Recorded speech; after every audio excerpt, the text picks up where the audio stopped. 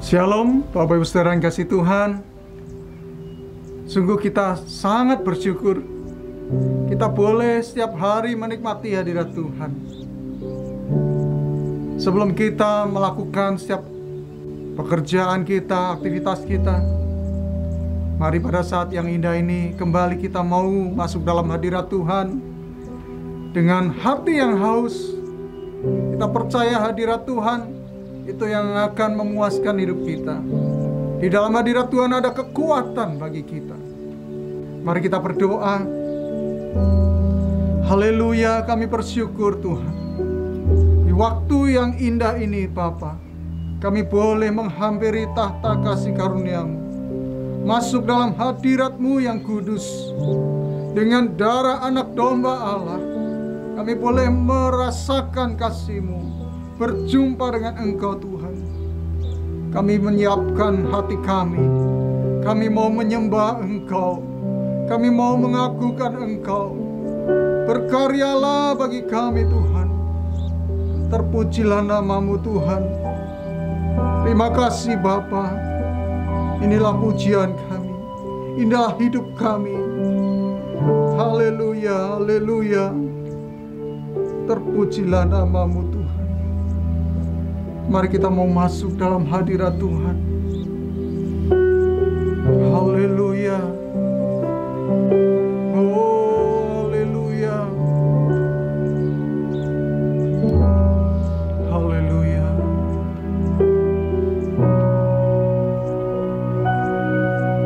Ku masuk ruang Maha Kudus dengan darah anak domba.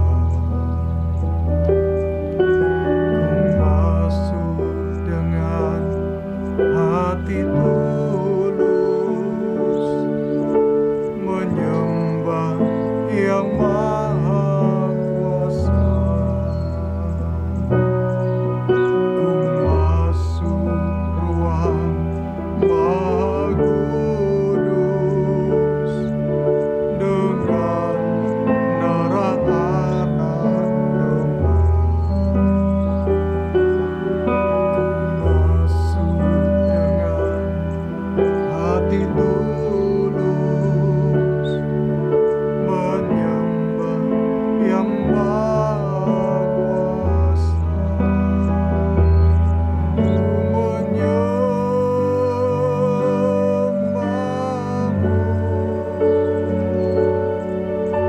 ku sembah-Mu, menyembah-Mu,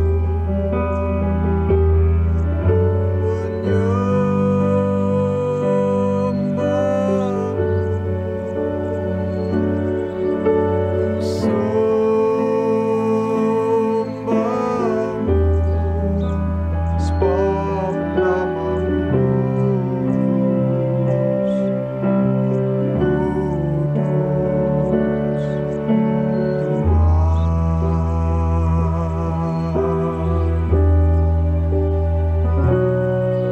Ku masuk ruang Maha Kudus dengan darah anak domba.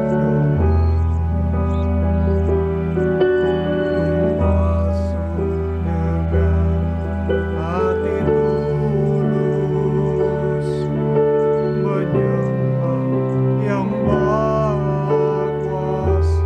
Menyembah-Mu, ku sembah-Mu,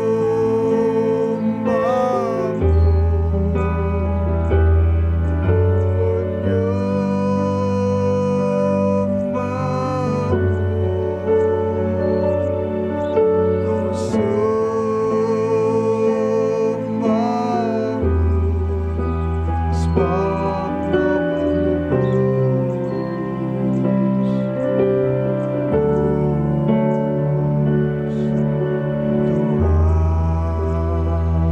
Kami masuk ruang Maha Kudus.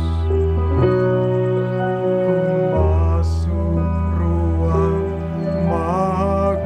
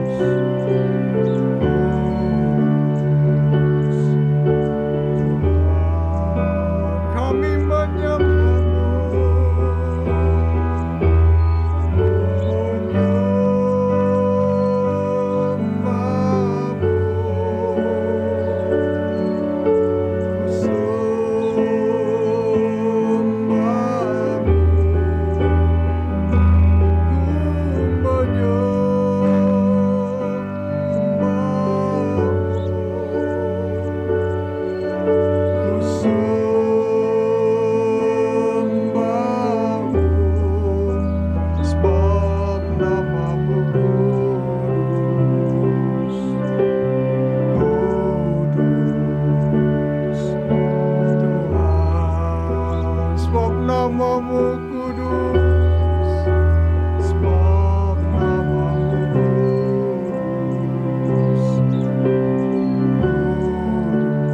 kudus, sebab namamu kudus, sebab namamu kudus, kudus, Tuhan.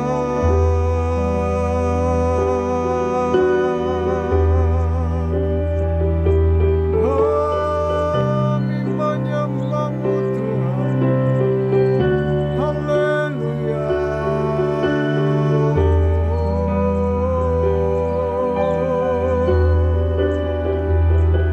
Dalam tempat kudus-Mu kami menyembah, sebab namamu yang kudus, namamu ya Tuhan, sebab Kau yang layak disembah, Allah yang kudus. Haleluya, haleluya.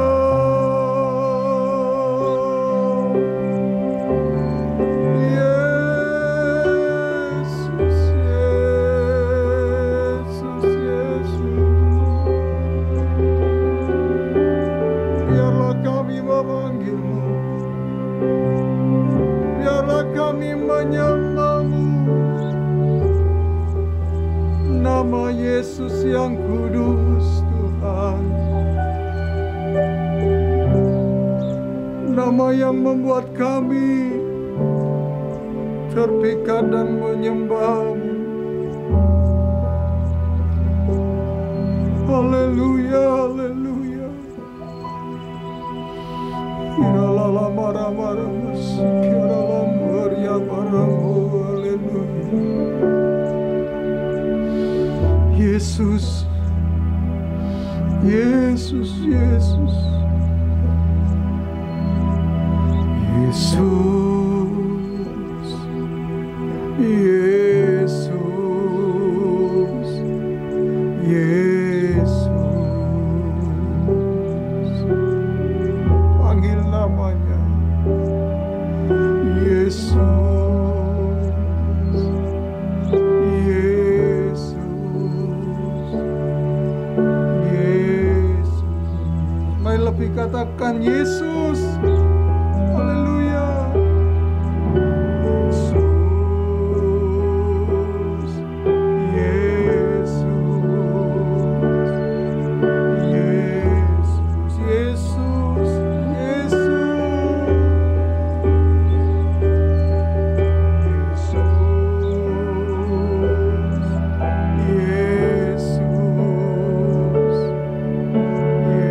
Yesus, haleluya. Nama itu yang memikat hatiku dan gemarkan lidahku, menyebutnya selalu.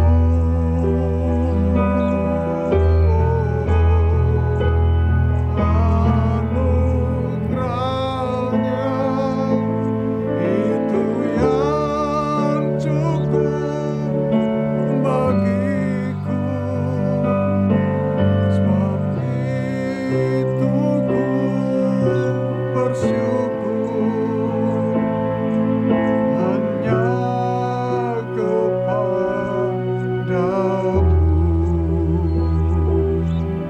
Mari panggil namanya Yesus. Yesus,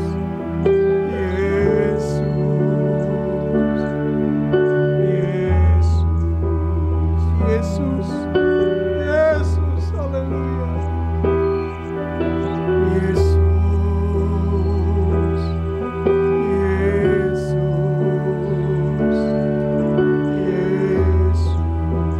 namamu Tuhan. Nama itu yang memikat hatiku dan gemarkan lidahku menyebutnya selalu.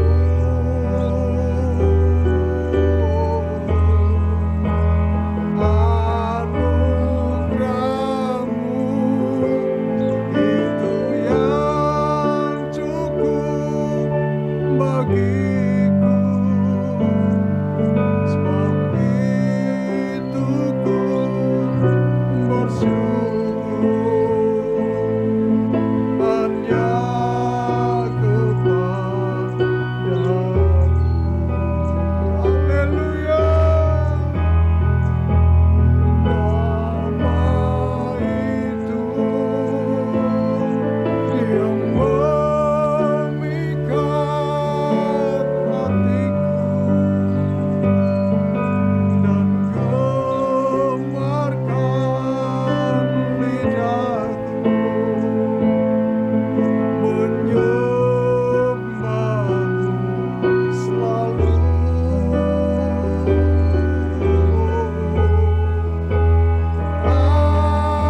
Anugerahnya itu yang cukup bagiku, sebab itu ku bersyukur hanya kepadamu.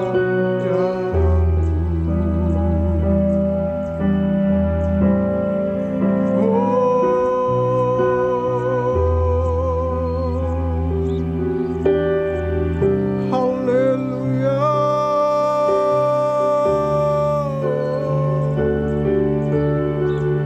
Yesus, Yesus, Yesus, namamu yang memikat hati kami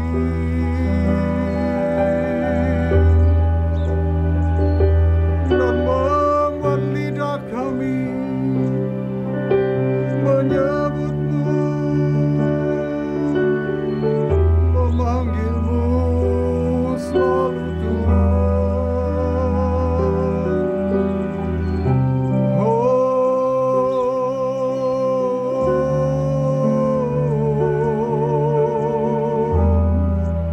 Yesus, Yesus, Yesus. Haleluya. Haleluya. Haleluya. Bagimulah hormat, bagimulah pujian, bagimulah kemuliaan Tuhan. Ya Allah, haleluya.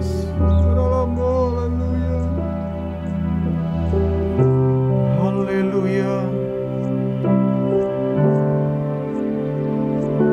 Sebab semuanya dari Engkau,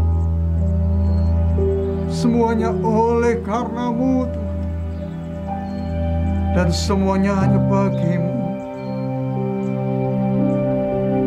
Haleluya. Haleluya. Dari-Mu, oleh-Mu, bagi-Mu segalanya. Dari-Mu, oleh-Mu, dari-Mu, oleh-Mu, bagi-Mu segalanya. Dari-Mu,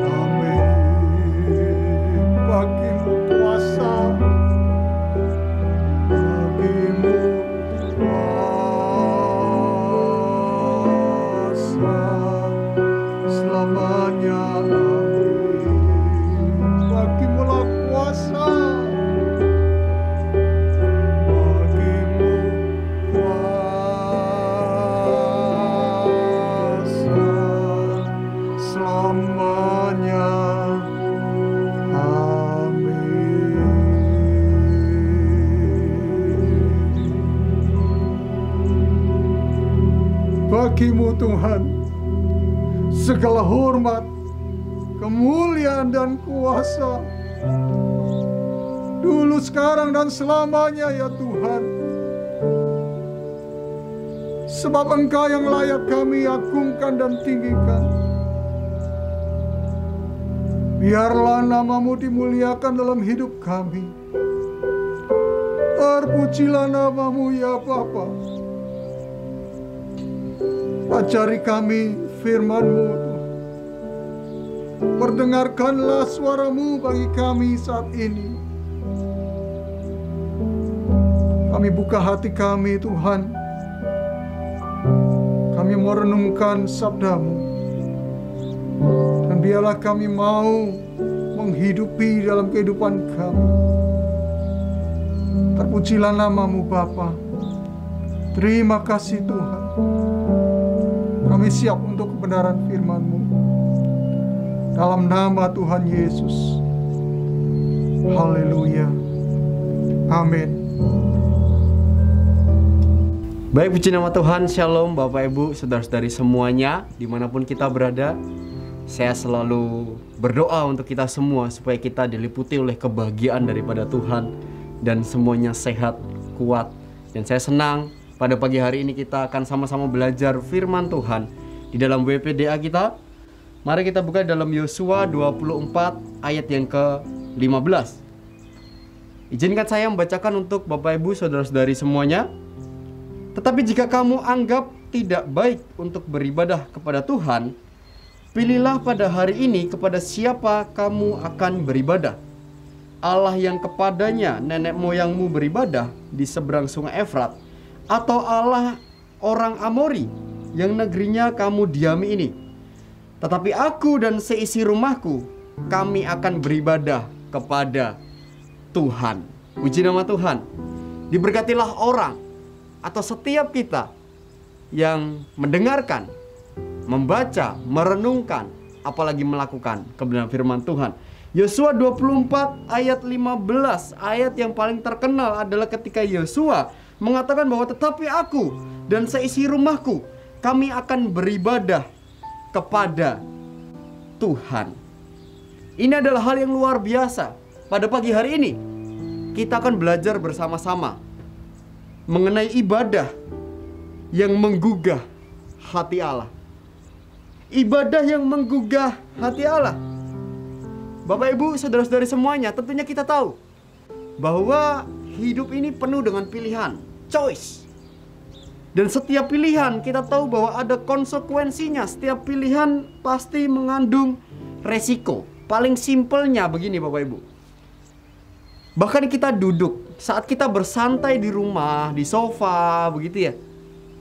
Lalu kita memilih untuk duduk dengan cara bagaimana? Misalkan dengan kakinya menyilang ya, lalu kakinya tetap menginjak lantai. Nah, itu adalah sebuah pilihan. Pilihan yang dilakukan atas dasar kesadaran kita sendiri. Betul ya? Tidak sedang dikendalikan oleh orang-orang atau orang lain lebih tepatnya, atau orang yang di luar kita. Namun itu udah secara sadar kita melakukan itu, dan pilihan itu tentunya ada konsekuensinya. Mungkin hal yang kecil tadi tidak bisa mewakili konsekuensi yang lain, namun hidup ini memang penuh ada ribuan atau jutaan ribu pilihan dan kita harus memilih. Ada pepatah atau istilah yang mengatakan bahwa orang yang selalu memilih tengah-tengahnya saja hati-hati. Ya, tidak bisa. Ada saatnya kita memang harus ya memilih mana yang mau kita ambil. Dan bagi Yosua, ketika mengatakan ini kepada bangsa Israel, di saat begitu banyak godaan dari ilah-ilah lain, Bapak Ibu, kita tahu semuanya bahwa ketika bangsa Israel ya melewati padang gurun atau bahkan mereka melewati bangsa-bangsa lain, maka di kanan kiri mereka melihat bahwa banyak sekali penyembahan-penyembahan berhala, ilah-ilah lain. Dan itu secara manusia ya, pada waktu itu pasti mereka tergoda ya, tergoda melihat patung ini, patung itu yang maha megah dan indahnya begitu ya, namun tidak berkuasa seperti Allah Israel. Dan bangsa Israel pun juga Tuhan mengistimewakan dengan apa? dengan adanya tiang awan dan tiang api. Bapak Ibu bisa bayangkan itu seperti parade ya. Seperti parade yang kalau malam tuh ada tiang api yang berarti kalau bangsa Israel ini lewat bener-bener, wah, semua bangsa tuh bisa lihat.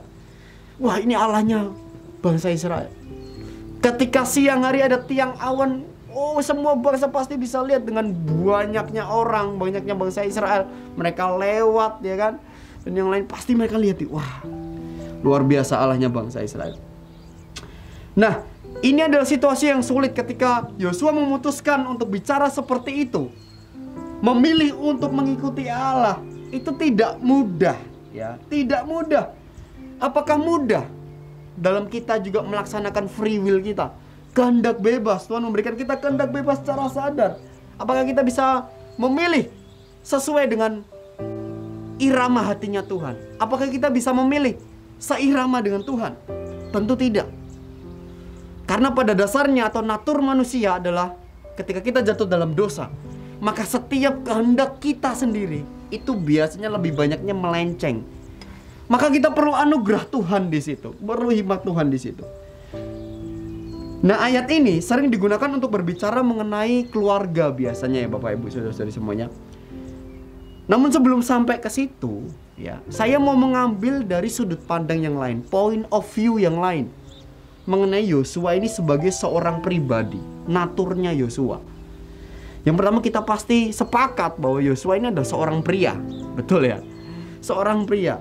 Dan dia adalah kepala rumah tangga. Lalu juga Yosua adalah pemimpin dari bangsa Israel pada waktu itu.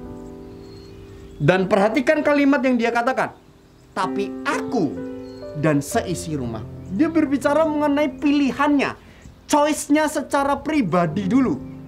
Baru dia bicara mengenai keluarganya.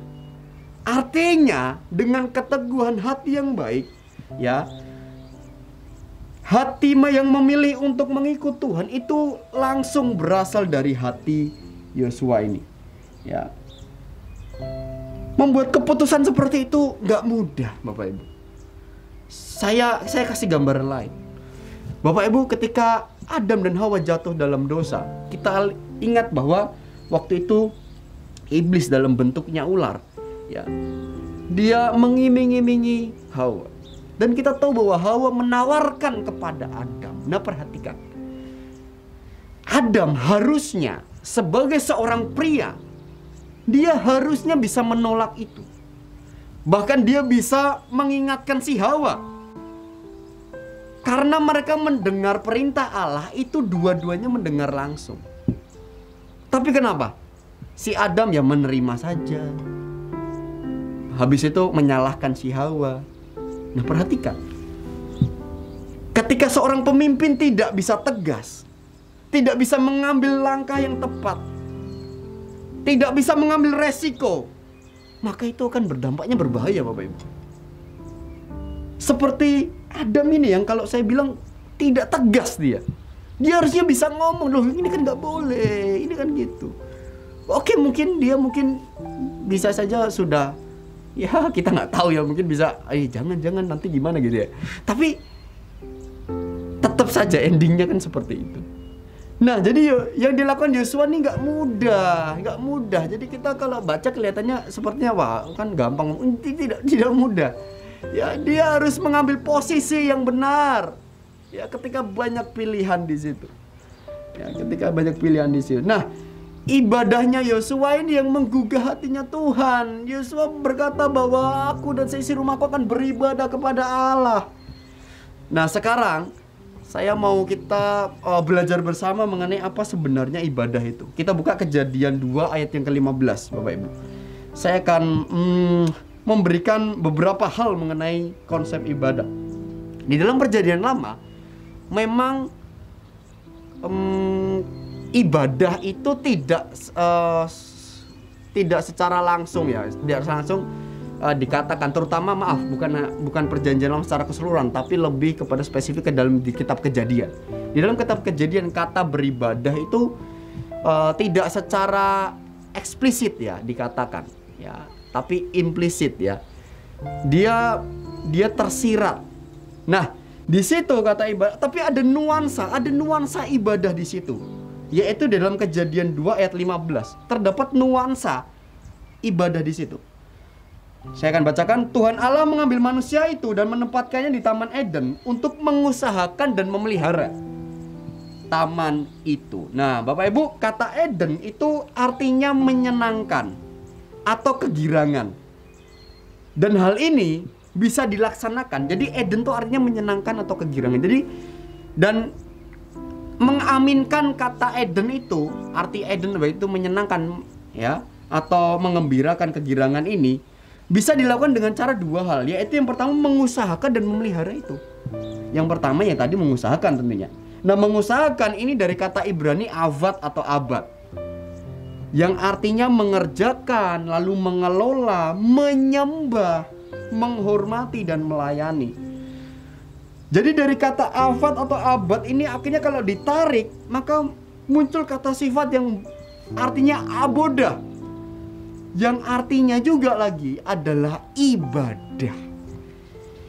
Jadi artinya Bapak Ibu saudara semuanya, di mana Tuhan tempatkan kita, seharusnya kita kerjakan itu sebagai bentuk penyembahan kita dan pelayanan kita kepada Tuhan.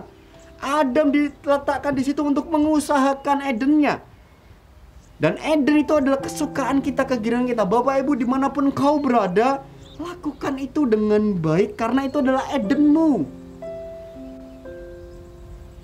Mengusahakan adalah bentuk ya sama saja dengan abodah, ibadah. Apapun pekerjaanmu itu adalah ibadahmu kepada Tuhan.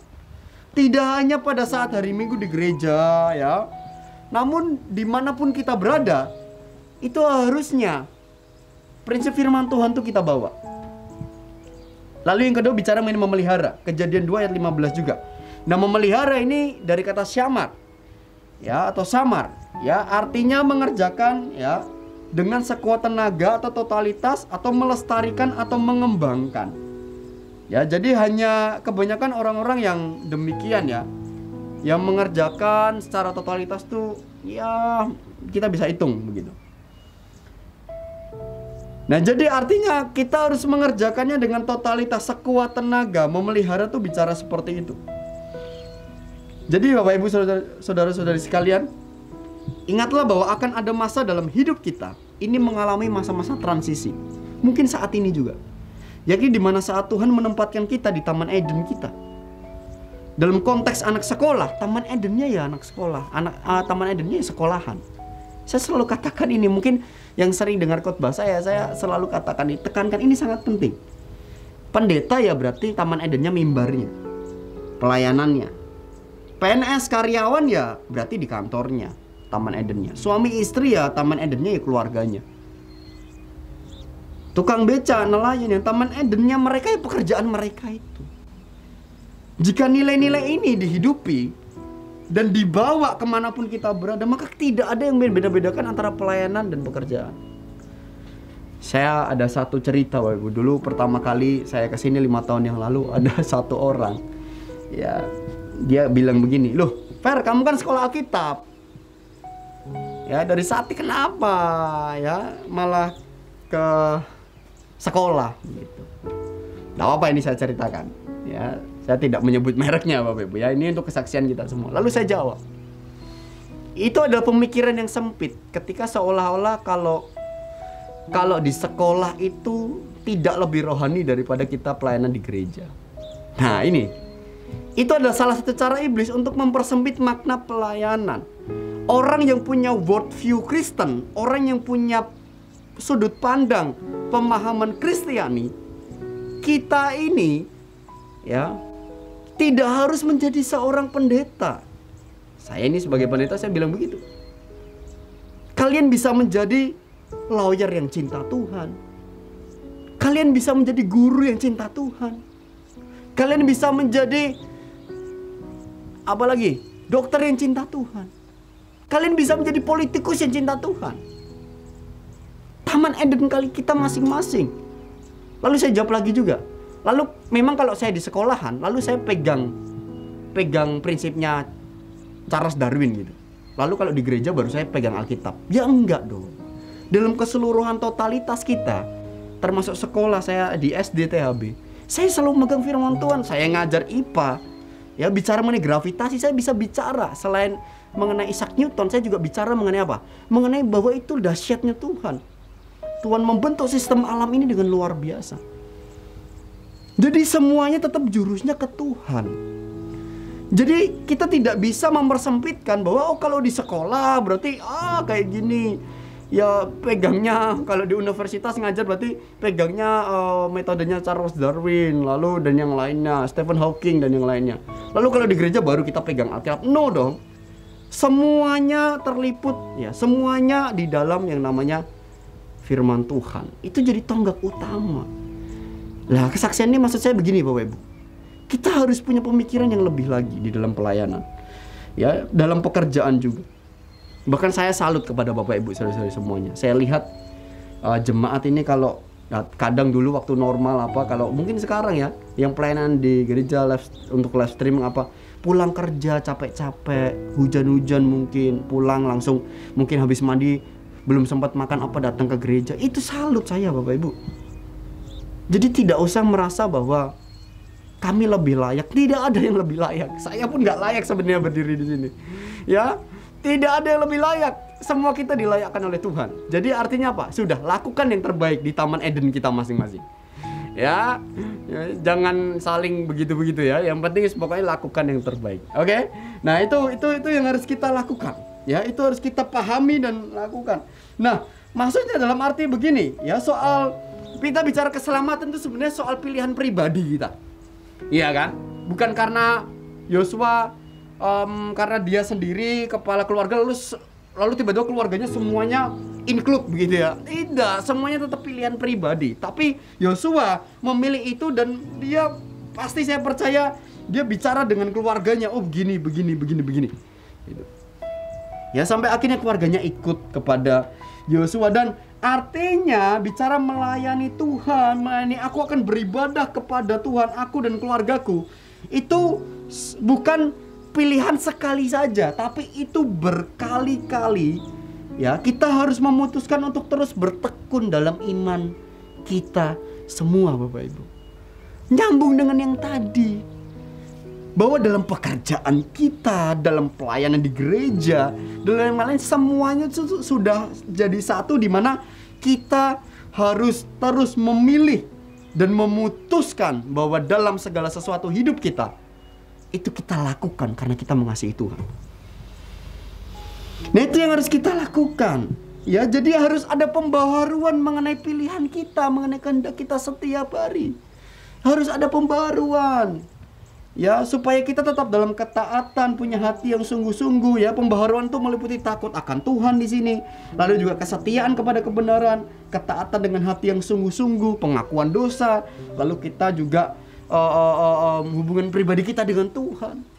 Harus ada pembaharuan setiap harinya. Makanya baca firman Tuhan harus setiap hari. Karena kita manusia yang seringkali berubah-berubah. Itu yang jadi masalah kadang.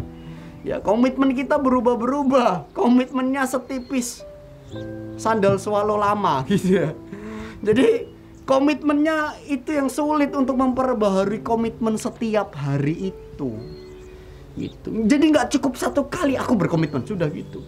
Namanya manusia bisa up and down. Kadang suasana membuat kita jadi, aduh, nggak usah deh kayak gini. Nah, gitu. Jadi artinya memang harus diperbarui, tapi bagaimana ya? Baca firman Tuhan, ingat janji Tuhan.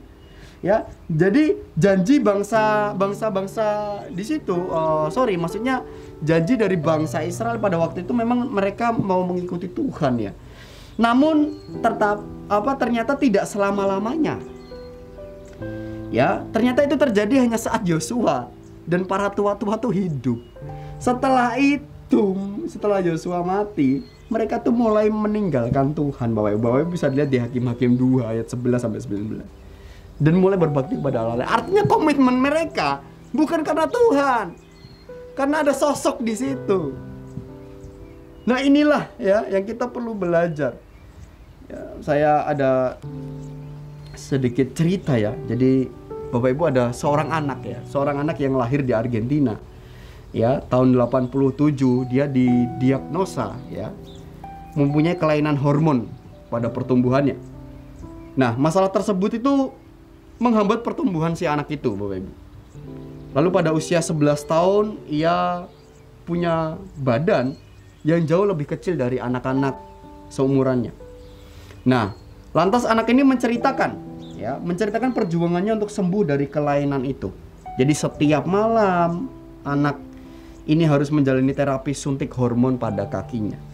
Pada salah satu wawancara dia mengatakan begini, "Saya menyuntik kaki saya setiap malam, saya memulainya di usia 12 tahun. Dan itu sangat tidak menyenangkan buat saya." Dia berkata itu dan dikutip di Daily Mail. "Awalnya orang tua saya memberi suntikan ketika saya 8 tahun, sampai akhirnya saya sekolah lebih besar lagi. Jarumnya memang kecil dan tidak terasa sakit. Namun itu adalah hal rutin yang harus saya lakukan." Nah, pengobatan ini cukup mahal ya Bapak Ibu ya. Jadi orang tua anak ini harus membayar sekitar 1.000 pounds per bulan untuk terapi si anak ini yang kekurangan hormon.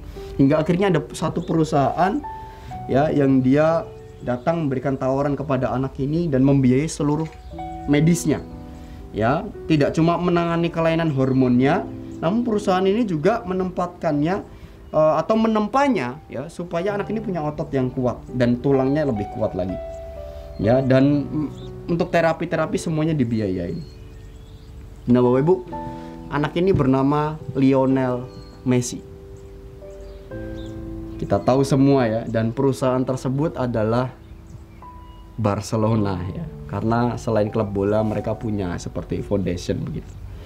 Nah, Lionel Messi menjadi pemain dengan kontribusi terbesar ya, pemain bola dengan kontribusi terbesar dalam sejarah Barcelona karena mampu mengangkat 35 trofi lebih dan menjadi menurut saya salah satu pemain terbaik di dunia.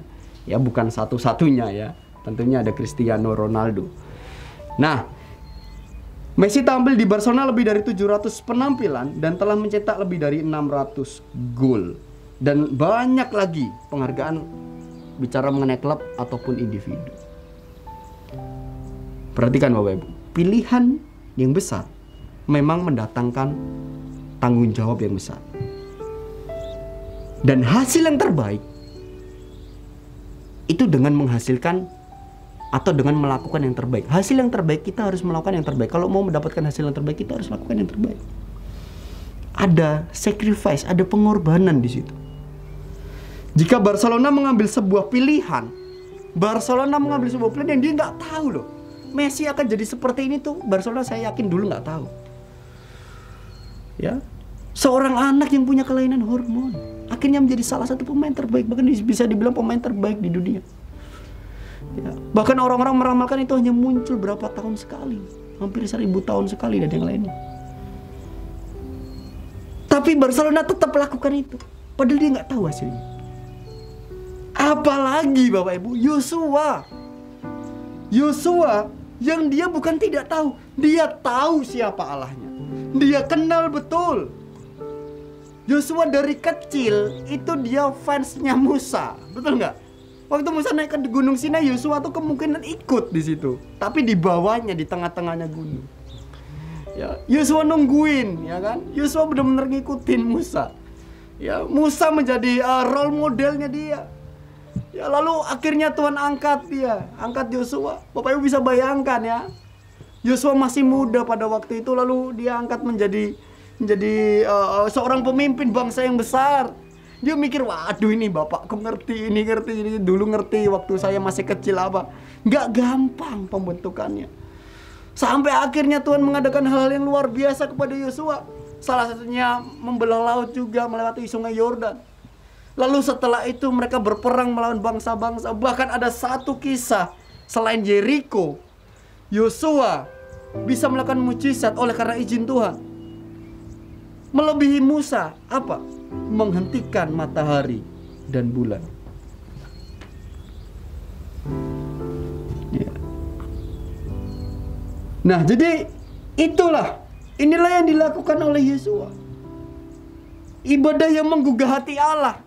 Bicara ibadah tidak hanya secara sakral, tapi bicara mengenai kehidupan kita. Yang tadi, bekerja, melakukan segala sesuatunya untuk Tuhan. Dan dia lakukan itu. Bapak Ibu bisa baca Yosua dengan luar biasa. Ada sebuah cerita lama ya, yang menarik ya, tentang seorang pria yang dia itu bermimpi bahwa seorang malaikat tuh mengantarnya ke gereja pada hari Minggu. Di sana ia melihat musisi keyboardnya bermain dengan penuh semangat, tim pujian bernyanyi, para musisi memainkan instrumen yang penuh semangat. Tapi si pria ini tuh nggak bisa dengar suaranya. Jemaat bernyanyi tapi suaranya nggak kedengeran sama si pria ini. Ketika pendetanya berbicara di depan mimbar, bibirnya pendetanya itu bergerak, dilihat oleh si pria ini bergerak. Tapi sekali lagi pria ini nggak bisa dengar volumenya, sama sekali nggak bisa dengar apa-apa. Sampai akhirnya si pria ini tanya dengan malaikat, ini kenapa kok saya nggak bisa dengar? Padahal saya lihat mulut mereka bergerak, mereka bersorak-sorai, tapi saya nggak bisa dengar.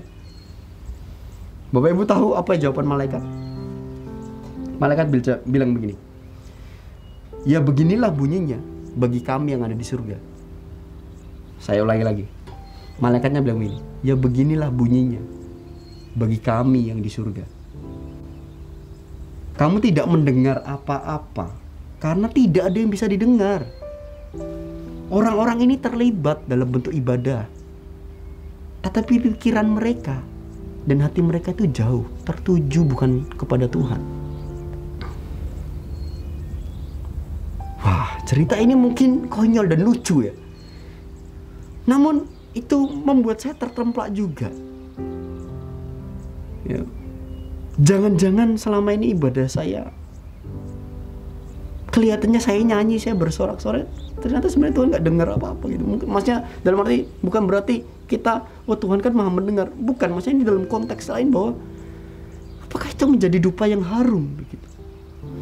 Jangan-jangan selama ini saya meloncat-loncat hanya untuk apa? Hanya untuk show saja. Apakah itu dengan sepenuh hati saya? Jangan-jangan saya hebatnya waktu di gereja saja. Di luar, jangankan di luar, ke gereja sapam saya sapa aja enggak. Gitu misalkan. Kalau saya nyapa, Bapak Ibu, orang saya tinggal di sini kan, masa saya nggak nyapa orang ya. Ya itu, gitu. Percuma main pelayanan luar biasa tapi sama orang-orang yang mungkin kita anggap mereka lain daripada kita, lalu kita nggak pernah nyapa dan yang lainnya. Kami sobone neng gereja tapi nyapa orang tidak. Ya kalau bahasa Prancisnya akeh tunggale ya. Hal kecil aja, bicara pelayanan tuh nggak hanya gemerlapan, hal kecil aja, nyapa, ya, senyum, paling nggak nunduk lah, Pak. Gitu. Perkara disapa nggak disapa balik ya sudah. Ya, nah itulah ya ibadah yang menggugah hati Allah tuh berbicara mengenai kehidupan sehari-hari kita. Ya, jadi ilustrasi yang tadi menggambarkan ibadah yang punya bentuk tapi tak berbobot di hadapan Allah. Ibadah yang agamawi namun kehilangan nuansa rohani. Ya, ibadah yang sama sekali apakah itu menggugah hati Allah? Bapak Ibu bisa jawab sendiri. Ya, saya mengambil sisi lain dari Yosua.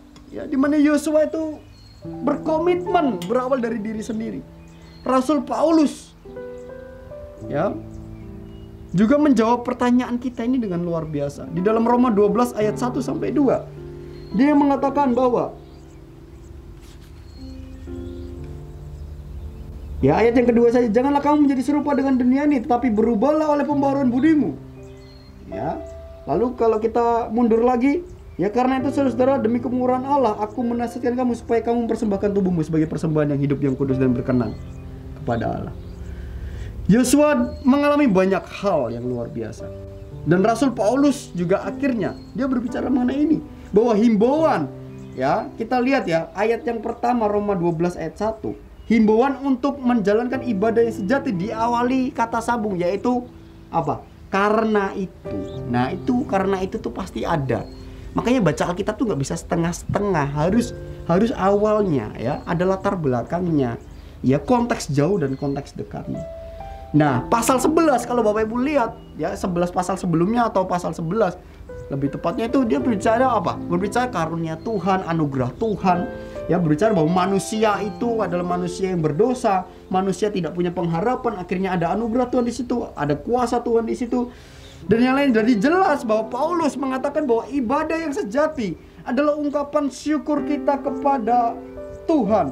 Oleh karena kita diberikan kasih karunia yang amat besar itu. Ya. Artinya kita belajar apa? Ibadah yang menggugah hati Allah adalah ibadah yang didasari oleh rasa cinta. Lakukan segala sesuatu dengan cinta, maka itu akan lebih mudah, Bapak Ibu. Percaya sama saya. Kalau kita melakukan segala sesuatunya dengan cinta, yang sulit itu akan terasa agak lebih mudah. Tepat seperti Vernon McGee, seorang tokoh. Vernon mengatakan, worship is a love affair. Ibadah adalah hubungan cinta. Ibadah itu bicara mengenai cinta. Artinya kita tidak jatuh cinta kepada Tuhan ketika ada di gereja saja. Dalam keseluruhan hidupnya ada ketika Yosua bilang, aku dan keluargaku akan beribadah kepada Allah. Aku dan seisi rumahku akan beribadah kepada Allah. Artinya beribadah itu bicara bukan hanya spiritual. Bukan hanya ritual. Namun dia berbicara keseharian hidupnya kepada keluarganya. Dengan keluarganya itu selalu mencerminkan Tuhan. Dan kita masih berproses bersama. Proses itu seumur hidup sampai Yesus datang kedua kali. Saya juga sedang berproses, Bapak Ibu. Jadi ibadah yang dilandasi oleh cinta itu kontras dengan ibadah yang dilandasi oleh rasa takut.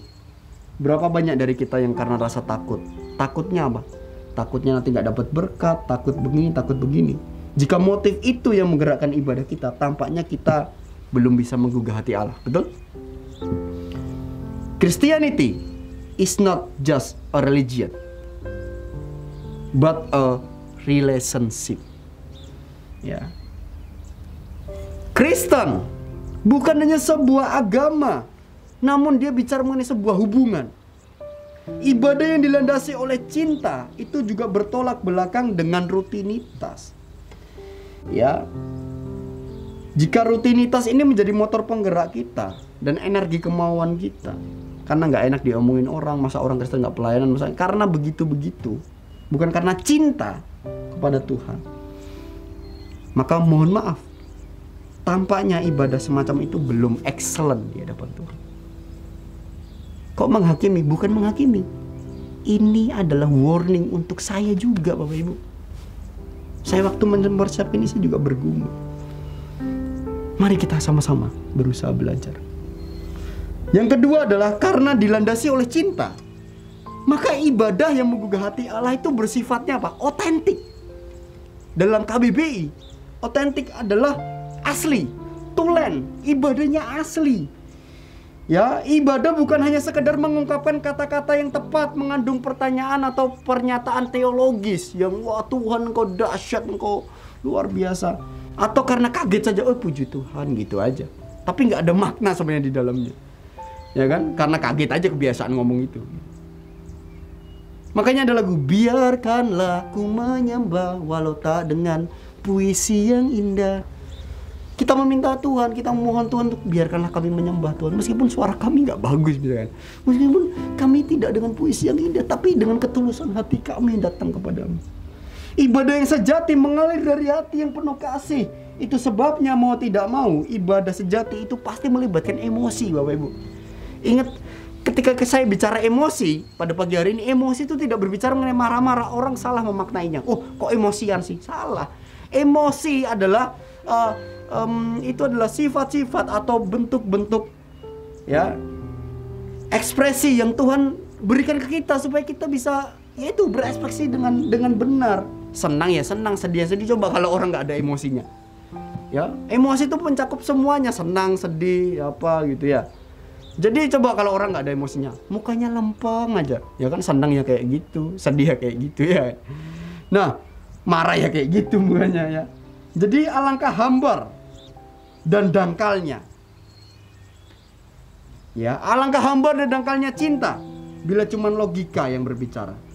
Alangkah gersang dan tandusnya cinta bila getaran hati dan emosi itu dibungkam rapat-rapat. Ya. Nah, jadi ya kita harus sadar akan itu. Ya, kita harus sadar mengenai itu. Ada salah satu cerita mengenai pasangan di Jepang, mereka menikah sampai akhirnya saking senangnya si pria ini, dia angkat langsung ya si wanitanya untuk menuju ke kamar, lalu jatuh, Bapak Ibu. Ya, dan akhirnya ditunda istilahnya malam pertamanya. Perhatikan Bapak Ibu, euforia terlalu, emosi yang terlalu euforia juga, terlalu senang juga tidak baik. Jadi semuanya hati-hati di dalam mengelola emosi kita. Yang ketiga adalah ibadah yang menggugah Allah itu bersifatnya total, keseluruhan. Ya, tidak ada dikotomi antara hari Minggu ya dan hari Senin sampai Sabtu. Tidak ada dikotomi antara sakral dan sekuler. Ya, bukan hanya ora et labora, bukan hanya berdoa dan bekerja, namun ora es labora. Berdoa adalah bekerja, bekerja adalah berdoa. Doakan apa yang kamu kerjakan, kerjakan apa yang kamu doakan. Bukan hanya suci atau kusyuk di gedung gereja, namun juga suci di tempat kerja. Bukan hanya ramah di gereja, namun juga ramah dimanapun kita berada. Pada akhirnya, ibadah yang sejati itu membutuhkan penyangkalan diri. Izinkan saya menutup khotbah saya pada pagi hari ini dengan beberapa frase. Bapak Ibu, mengenai pengorbanan diri untuk tetap di dalam mezbah persembahan, itu dibutuhkan sebuah disiplin penyangkalan diri. Penyangkalan diri berarti mengatakan tidak ketika situasi mendorong kita mengatakan iya. Penyangkalan diri berarti tetap memuji Allah meski kita tidak merasa ingin melakukannya karena pikiran lagi sumpek atau musiknya fals di gereja misalnya. Penyangkalan diri berarti memberi yang terbaik, bukan hanya sisa-sisa tenaga, bukan hanya sisa pikiran, bukan hanya sisa waktu, bukan hanya sisa uang, tapi yang terbaik. Dan terakhir, penyangkalan diri berarti mengambil sikap Maria yang menuangkan narwastu mahal di kaki Yesus, bukan sikap Yudas yang menghemat pengeluaran karena alasan ekonomi. Tuhan Yesus memberkati. Mari kita akan berdoa syafaat. Kita bersyukur kepada Tuhan oleh karena Tuhan luar biasa. Pada pagi hari ini, mari kita datang kepadanya. Bapa di surga, kami sungguh mengucap syukur. Pagi hari ini kami belajar Tuhan. Seperti Yosua, ibadah yang menggugah hatimu. Ibadah itu tidak bicara mengenai gedung kami, yaitu gereja. Tidak bicara mengenai sebuah hal-hal yang sakral Tuhan, namun juga berbicara mengenai kehidupan sehari-hari kami. Setiap hari kami memperbaharui komitmen kami. Kiranya Tuhan terus menolong kami semua. Kami berdoa Tuhan untuk bangsa dan negara kami. Kami berdoa untuk pendistribusian vaksin. Mungkin ada beberapa daerah yang belum mendapatkan jatah vaksin, maupun ke-1 maupun ke-2 Tuhan.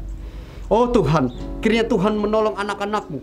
Kiranya Tuhan menolong orang-orang yang dipercaya untuk mereka mengelola ini, supaya mereka mengelola dengan jujur, dengan baik, dengan adil Tuhan. Dan kiranya Tuhan terus menolong kami, berikan kesehatan, kekuatan kami dalam pandemi ini. Berikan seorang mental pemenang, bukan mental korban Tuhan. Kami menyalahkan keadaan, namun kami menjadi seorang pemenang yang kami melakukan segala sesuatunya oleh karena kami tahu Tuhan terus bersama dengan kami. Kami juga berdoa Tuhan untuk gereja Tuhan. Kiranya Tuhan terus menolong gereja-gereja Tuhan dimanapun mereka berada, baik di pelosok maupun di kota Tuhan. Terutama Tuhan gereja kami GSC Ebenezer Tuhan. Oh Tuhan, kami berdoa Tuhan untuk Bapak Gembala Sidang dan Ibu Tuhan. Kiranya Tuhan terus menolong Tuhan keluarga ini Tuhan, serta ketiga putrinya. Juga untuk Wakil Gembala Tuhan, Bapak Wakil Gembala, kiranya Tuhan terus juga menolong setiap pengurus yang ada. Dan juga Tuhan, kami berdoa untuk majelis-majelis yang dipercayakan, pengerja-pengerja Tuhan, staf pastoral Tuhan, guru-guru di Tunas Harapan Bangsa. Tuhan berkati kami. Kami satu visi dalam melayani Tuhan, dengan beberapa tempat yang berbeda Tuhan, beberapa departemen yang berbeda, namun kami satu dalam satu kesatuan dalam Tuhan. Terus Tuhan, perikat itu dengan kasih-Mu yang menyempurnakan. Dan berikan visi yang baru setiap harinya, agar gereja kami menjadi gereja yang luar biasa dalam Tuhan. Kami juga berdoa Tuhan untuk kami semua Tuhan, jemaat-Mu Tuhan. Oh, dimanapun kami berada, berikan kesehatan, kekuatan untuk kami semua. Dan kami percaya Tuhan, di saat-saat ini kami percaya kami akan melihat mujizat Tuhan yang luar biasa. Kami akan lebih dekat dengan Tuhan. Kami bersyukur. Bapak Ibu semuanya, mari kita menerima berkat daripada Tuhan. Kita angkat tangan kita. Haleluya. Berkat-berkat ini akan datang untuk orang-orang yang mengasihi Tuhan. Diberkatilah pekerjaanmu, diberkatilah pendidikanmu, diberkatilah keluargamu, diberkatilah hubunganmu dengan manusia dan hubunganmu dengan Tuhan. Diberkatilah segala sesuatu yang kau lakukan keluar masukmu dalam rumahmu. Diberkatilah setiap apapun yang engkau lakukan. Setiap apapun yang dijumpai tanganmu dan kau lakukan itu dengan menyebut nama Tuhan terlebih dahulu, maka Tuhan akan memberkati engkau. Tuhan akan memberikan segala sesuatu yang terbaik. Kebahagiaan, kemurahan Tuhan, kebajikan, anugerah Tuhan akan senantiasa ada untuk kita. Mulai hari ini sampai Yesus datang kedua kali. Dalam nama Tuhan Yesus, haleluya. Amin. Puji nama Tuhan, tetap sehat. Tuhan Yesus memberkati.